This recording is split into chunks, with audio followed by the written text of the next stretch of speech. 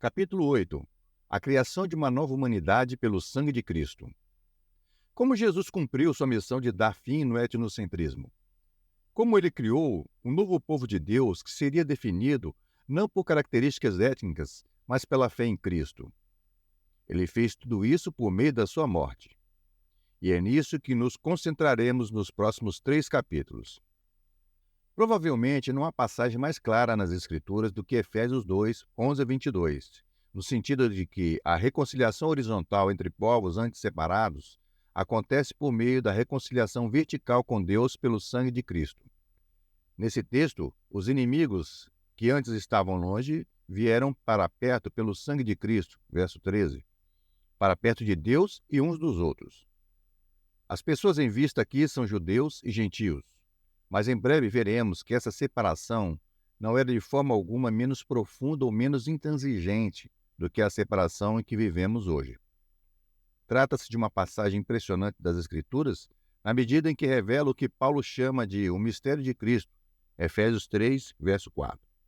Há poucas passagens na Bíblia que tenham maiores implicações, não somente em relação à harmonia racial, mas também para o modo de compreendermos o plano de Deus na história para o seu povo de propriedade exclusiva de Deus. Não mais estrangeiros nem separados. Em primeiro lugar, observe como esse texto de Efésios 2 começa e termina. Ele começa nos versículos 11 e 12 com uma descrição da separação que existe entre Deus e todos os demais grupos étnicos não judeus do mundo, os gentios. Portanto, uma vez que a obra redentora de Deus havia se concentrado até então em Israel, essa separação de Deus também gerava uma separação entre judeus e gentios.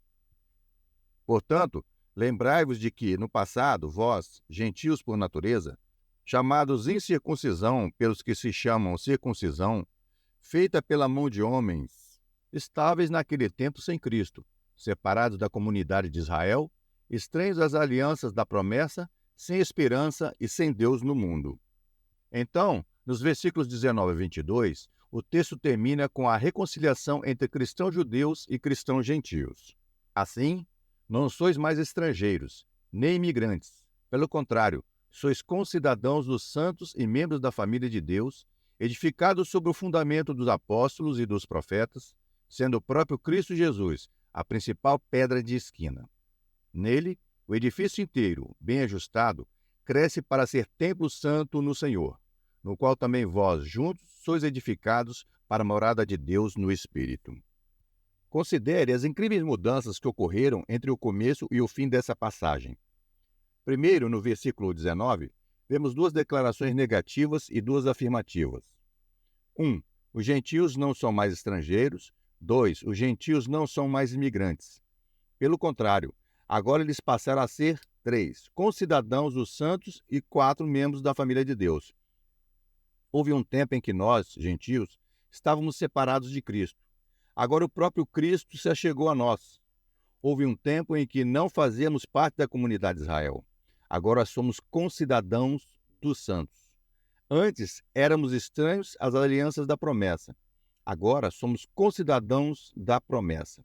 Houve um tempo em que vivíamos sem esperança. Agora somos coerdeiros em tudo que Deus concede.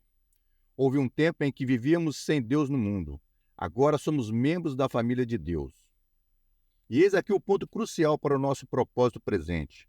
O quadro todo aqui não é que nós, judeus e gentios, nos movemos em direção a essas bênçãos por caminhos separados, paralelos, como judeus que caminham sem Jesus e gentios que caminham sem Jesus. Mas sim que nos movemos em direção a elas juntos, por um mesmo caminho, por meio de um só Salvador, uma só cruz, um só corpo, um só novo homem, um só Espírito, um só Pai.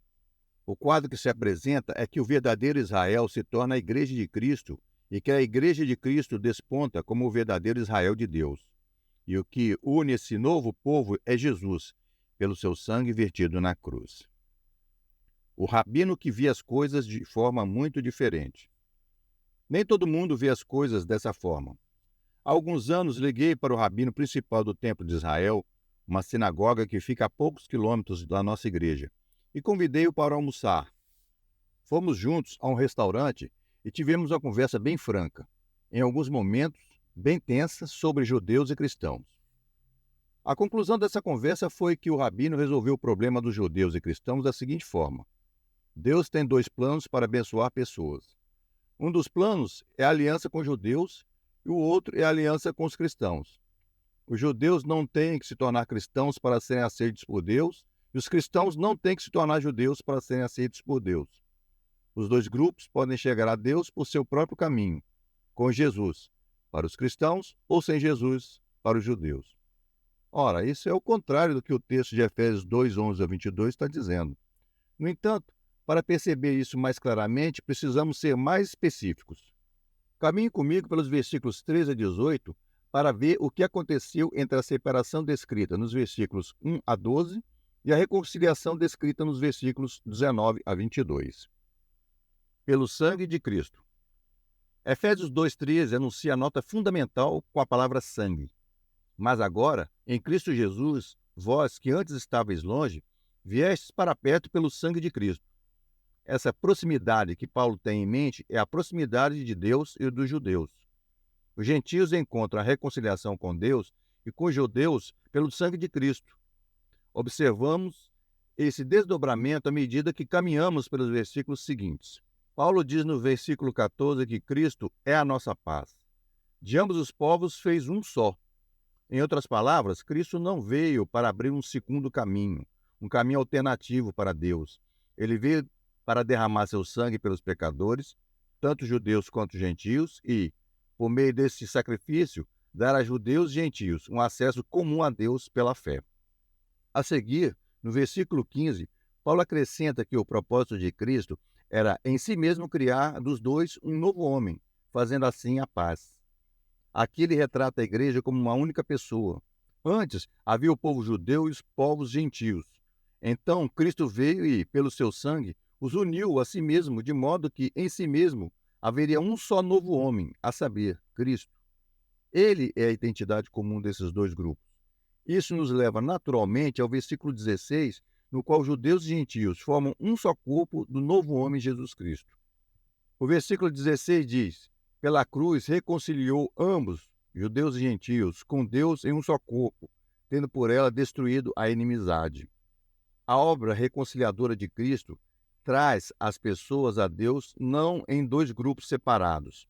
Um grupo que o rejeita, os judeus, e o outro que confia nele, os cristãos. Cristo traz judeus e gentios a Deus em um só corpo, a igreja redimida por seu sacrifício único. E não somente em um só corpo, mas também em um só espírito. Veja o que diz o versículo 18. Pois por meio dele ambos temos acesso ao Pai no mesmo espírito. Sim, Paulo sintetiza essa grande obra unificadora da salvação em Efésios 4, de 4 a 6. Há um só corpo e um só espírito, como também fostes chamados em uma só esperança do vosso chamado. Há um só Senhor, uma só fé, um só batismo, um só Deus e Pai de todos, que é sobre todos, por todos e está em todos. Desvendando o mistério de Cristo. O que Paulo faz nesses versículos é descrever como o grande mistério de Cristo está alicerçado na obra de Cristo na cruz. O mistério de Cristo é o mistério de que judeus e gentios agora são um só povo no Messias. Paulo define esse mistério de forma tão clara quanto possível em Efésios 3, 4 a 6. De forma que, quando ledes, podeis perceber a minha compreensão do mistério de Cristo.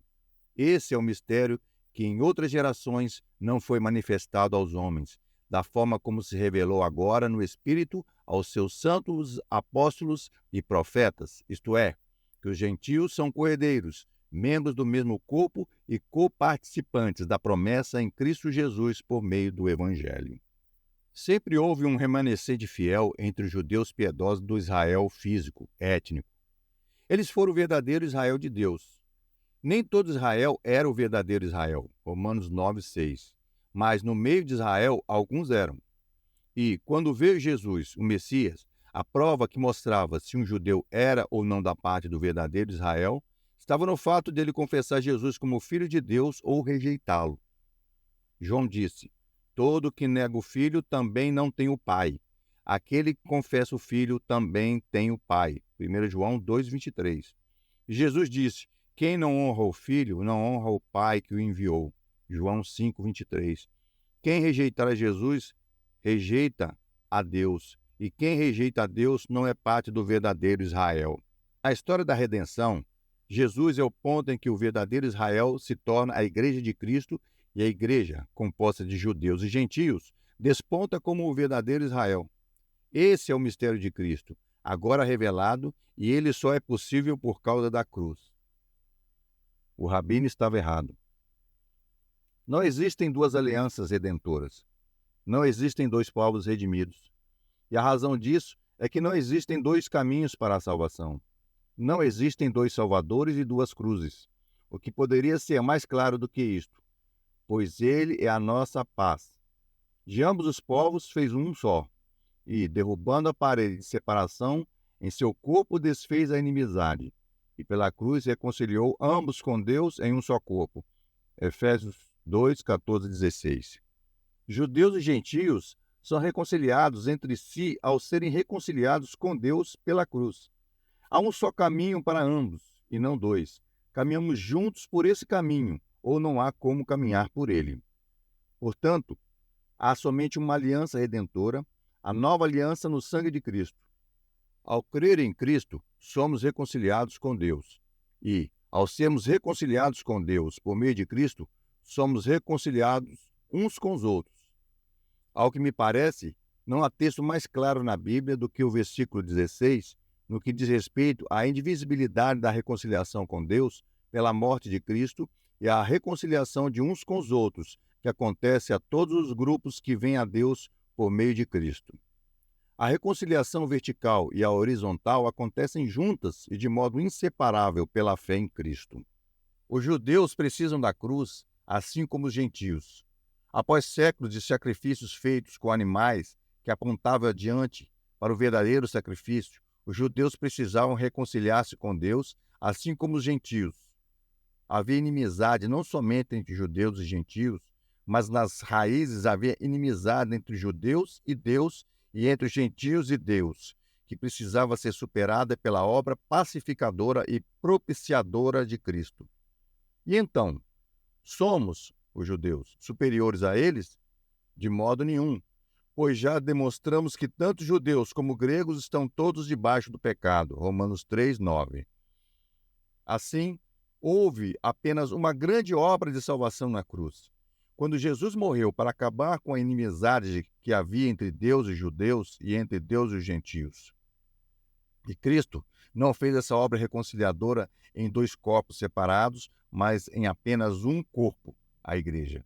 É por isso que não pode haver dois povos de Deus e dois caminhos para o céu, pois só existe um caminho para o ser humano reconciliar-se com Deus, Cristo, que nos reconcilia com Deus ao nos unir a si mesmo. E isso significa que nos tornamos um só corpo de judeus e gentios em Cristo. Trazendo isso para o nosso tempo. Tenha em mente que a separação entre judeus e gentios não era pequena, nem simples, nem pouco profunda. Era grande, complexa e imensa. E era tão intratável quanto qualquer hostilidade étnica que vivemos hoje. Ela era, em primeiro lugar, uma separação religiosa. Os judeus conheciam o verdadeiro Deus e os judeus cristãos conheciam seu filho, Jesus, o Messias.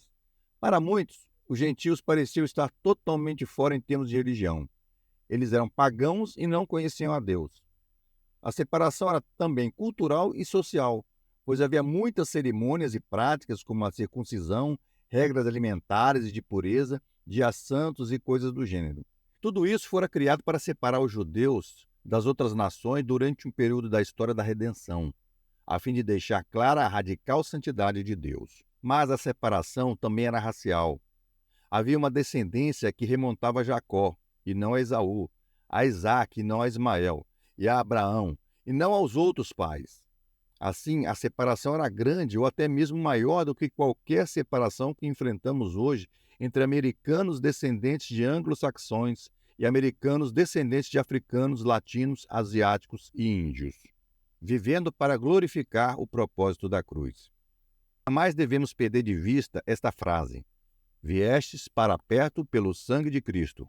Efésios 2:13.